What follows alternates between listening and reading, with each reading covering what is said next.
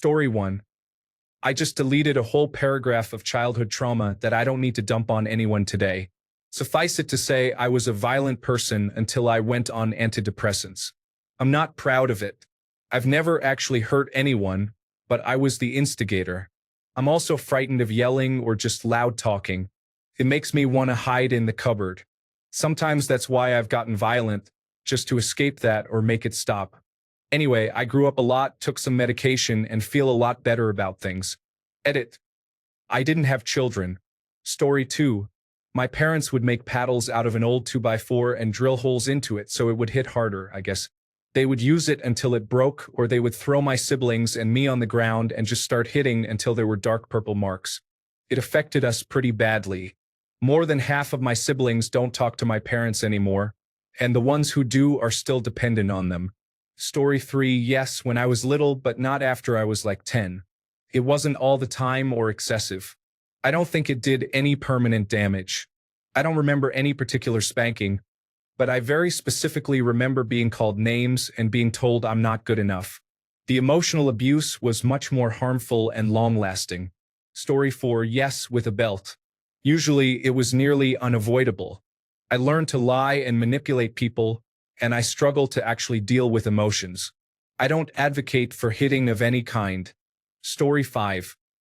Once, I remember feeling so violated and just shocked. She tried to pull my pants down, but I fought her off. My father body slammed my brother in front of me. That was 40 years ago, yet I can still hear him hitting the floor and crying out, clear as day. I would never, ever put my hands on my child. Story 6. My parents would lightly spank us on the rear with their hand. It was more of a scary consequence. It didn't even hurt, and it was reserved for when I was really misbehaving. Honestly, I'm fine. It wasn't traumatic, and I learned from it. I personally don't spank my own kids, and I wasn't abused like some of these posts I'm reading. Brutal. Story 7. My parents spanked me. I don't think it did anything negative to me other than making me fear my dad. I spanked my kids when they were little. I very quickly realized that it didn't work and it made me feel terrible. So I stopped. Story 8. I was spanked, and I used to be pro-spanking because I felt like it gave me discipline that a lot of younger folks just don't have. But I had a moment with my cat that made me rethink things. She had done something bad, so I sprayed her with a water bottle. She ran, avoiding most of it, so I chased her to try and get her good, because I was angry. When she was cornered, she let out this sound like she was terrified of me. It hit me hard because I used to be afraid of my dad coming home, because as a kid prone to getting in trouble at school, I knew it was likely I was going to get spanked. I realized not only did I not want to make my cat terrified of me, but I didn't want my future kids to be afraid of me either. That's not the kind of parent I wanted to be. I wouldn't hit anyone else's kids. I wouldn't hit my significant other, so why would I hit my own kids? Is violence really the only way to raise them with discipline? I still don't have any, but I'd like to think there are other ways. Story 9.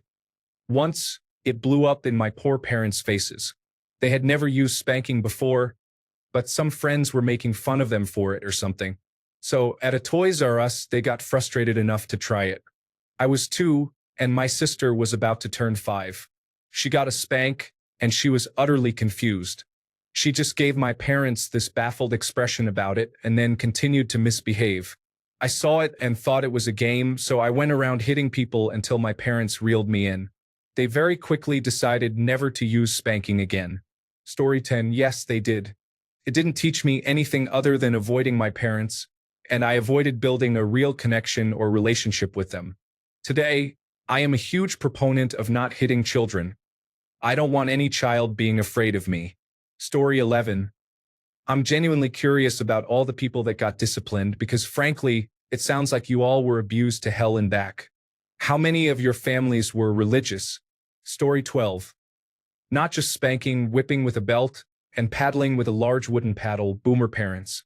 Therapy has helped somewhat, but I do resent them on a pretty constant basis. Story 13. Yes, and my grandmother regularly used a switch, a flexible tree limb, on me. While I would not use this kind of discipline for my kids if I had them, I also do not personally feel as though I was traumatized by it or anything.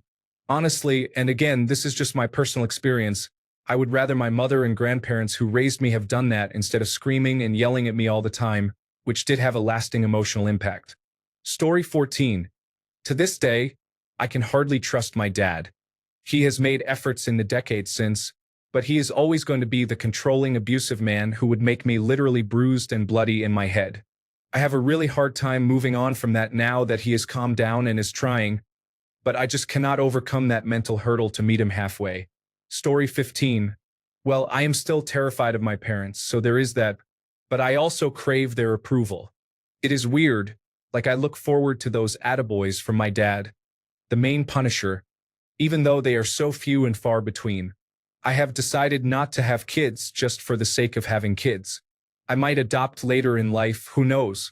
But I definitely will not use spanking as a form of punishment. Oh, and of course, daddy issues. Story 16, it was my dad mostly. Belt. Afterwards, he'd sit down and talk about why it happened. Personally, though, I think our relationship would have been better had it not happened. There's a certain strain between us that never really went away, and I'd like to think that the things I got hit for could have been addressed with talking, such as bad grades, being irresponsible with my lunch money, small stuff like that. Now that I have my own kid, we're trying different methods to approach discipline. Story 17, my father did. My mother did not. My mother actually tried to use fear instead, with the line of, "You just wait until your father gets home. He will punish you," being frequently mentioned.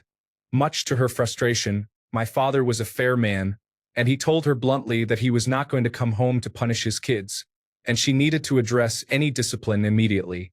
She never did. The end result is that after my mother got full custody of both of us, my brother ended up spending a night in the police lockup because she would not discipline him, and I often told her to go away. My father demanded that my brother go live with him when he found out about the lockup, and I followed about a year later. Both of us knew that while Dad would not tolerate any nonsense, he was also fair. Story 18. Yes, my mom spanked me for everything, almost every day. As for how it affected me, it made me fear my mom instead of love her. Taught me that when nothing else works, use violence. On the positive side, I definitely think it made me more attentive to being respectful. The thing is, that could still have been there without her hitting a child. I do not have kids, but I will never spank my kids when I have them. I might be open to using that as a break glass in case of emergency option for extreme cases of life-threatening disobedience, but that would be rare, if ever. Story 19. Yes, a couple of times that I can remember. It taught me to make sure I hid anything I did from my parents and not let them know very much about my life. Story 20. Only when we did something super bad. We learned not to do those things. Our normal punishment was just standing facing the corner for an hour, so you knew you messed up if it warranted a spank. They never did it hard enough to bruise or anything, though.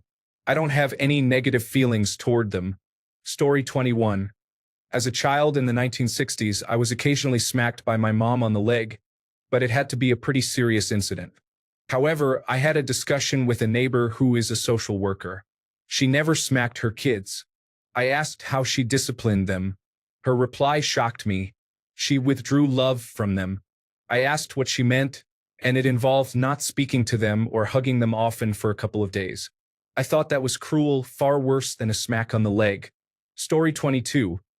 My earliest memories are from when I was around 3 years old. My dad had this plank of wood that he wrapped electrical tape around for a makeshift handle and took a black marker and wrote "The Board of Education" on it. My earliest memories were of my mom picking splinters out of my bare skin. As to how it affected me, I am a full-grown 40-year-old man who refuses to spank, and my dad is desperate to have a relationship with me. I have absolutely zero interest. Forget that person. Story 23. My parents had a wooden spoon. One side was happy with a smile. It was happy because we didn't do anything wrong. The other side was sad with a frown. It was sad because we were being spanked for doing something bad. I still can't look at a wooden spoon without being reminded of its faces. I am in college. My dad was the one who spanked me and my brother most of the time as a kid. They only did it because of the Bible, and thankfully they don't believe in it nowadays. They stopped around when my sister was born, but my brother and I still fear our dad from the spanking, among other things, And I think our little sister and later little brother learned from our fear. Story 24. Spanking is what they called it to make themselves feel better, but it was just straight up beatings. How did it affect me? I have zero relationship with them and haven't for years. They did a lot of terrible, inexcusable things. Story 25. Yes, mainly my brother's dad. I was a violent kid because I was taught that hitting is a solution when you are angry or upset. It took over a decade of deprogramming to get that temper down. Fear of violence is not a learning tool. It is a method of abusive control. Now, when a man gets upset or shows anger, my brain automatically assumes they are going to physically hurt me. Story 26. No, but I did get beat like Mike Tyson's sparring partner. It didn't really hurt me physically. I have a very high pain tolerance, but it was emotionally crushing. I have never, nor would I ever hit a child. Story 27. Yes, occasionally, and with reason. I never saw it as abuse or my dad taking anger out on me or anything. I complied and learned my lessons for the most part. Today, I am a pretty emotionally stable guy. Dad of 3, and I think I am a decent dad. Story 28. Well, I wasted 2 decades of my life as a self-loathing junkie. Is it possible there's a correlation? And now I'm super into bondage, discipline, domination, submission, sadism, and masochism. So who knows? Story 29. No, I live in Germany where this is not only very uncommon or rare, it is also illegal and can get you in serious trouble.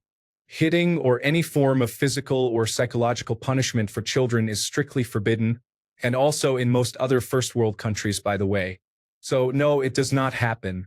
And from all the people I know, I have never heard of this in any form. Story 30. Yes, but it was not in an abusive way.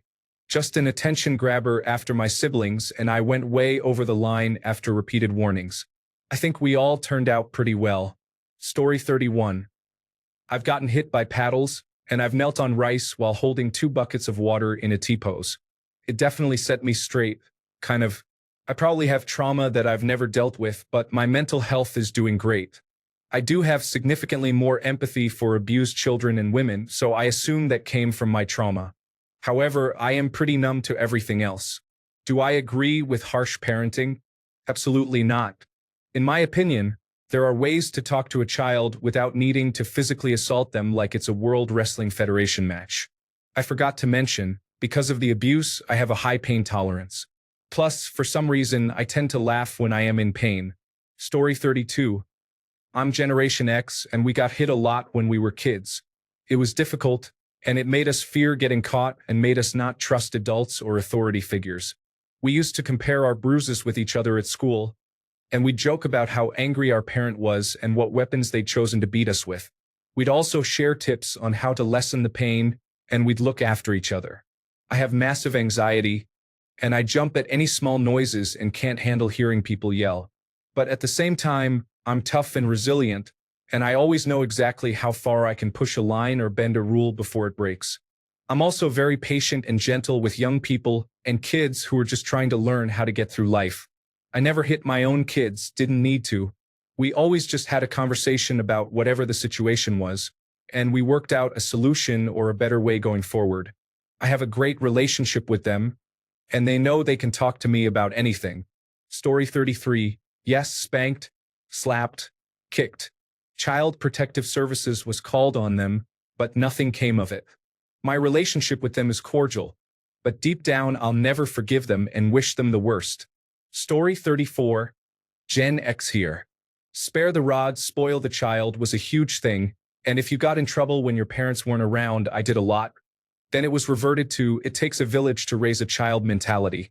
I can't tell you how many adults just whipped me, and I was supposed to take it. You can see what this would do to a person. I once, in anger and ending with shame, spanked my son when he was about 8, and I'll never forget the look of distrust he had on his face for the rest of my life. The whole idea of this hurts me more than it hurts you is nonsense.